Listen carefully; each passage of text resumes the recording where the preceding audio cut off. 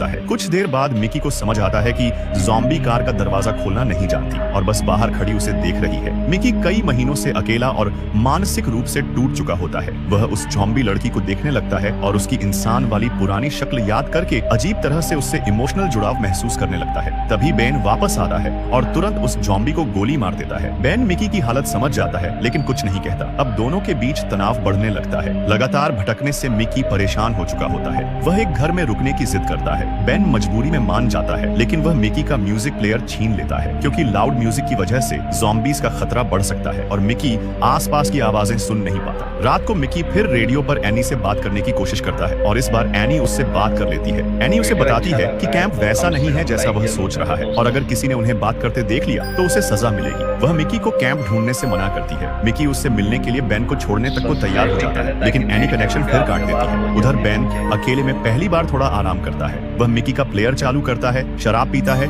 और गाना सुनकर नाचता है। तभी उसे बाहर एक ज़ॉम्बी मिलता है जिसे वह पकड़कर घर के अंदर ले आता है। बेन मिकी को सर्वाइवल सिखाने के लिए एक खतरनाक फैसला करता है। वह मिकी के कमरे में बेसबॉल बैट रखता है, ज़ॉम्बी को अंदर छोड़ देता है और दरवाजा बाहर से बंद कर देता है। मिकी अंदर फंस जाता है और घबराकर चिल्लाने लगता है। बेन दरवाजा नहीं खोलता और कहता है कि अब उसे खुद लड़ना होगा।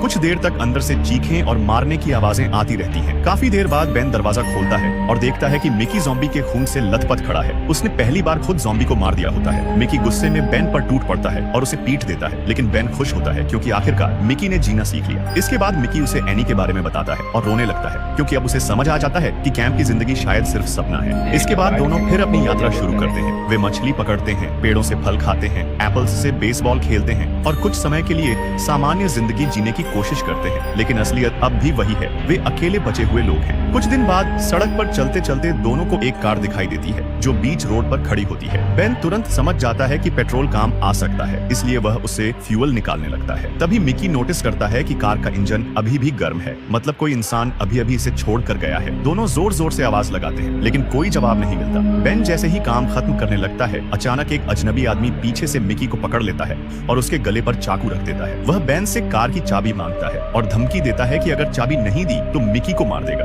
बेन शांत रहने की कोशिश करता है और उसे बात करने लगता है। वह आदमी बताता है कि कुछ लोगों ने उसे अपने कैंप में रखने का वादा किया था लेकिन उन्होंने धोखा दिया, इसलिए अब वह भाग रहा है। बेन कहता है कि चाबी इग्निशन में है और वह अपनी बंदूक फेंक देगा, बस मिकी को छोड़ दे। आदमी मान जाता है और मिकी को छोड़कर कार में बैठता है लेकिन चाबी वहाँ नहीं होती। चाबी बेन की जेब में होती है। अपनी गलती समझते ही वह भागने लगता है। तभी बेन उसे गोली मार देता है। मिकी इस बात से हिल जाता है क्योंकि बेन ने बिना झिझक एक इंसान को मार दिया होता है। दोनों इस बात पर बहस कर ही रहे होते हैं कि तभी एक दूसरी कार वहां आकर रुकती है।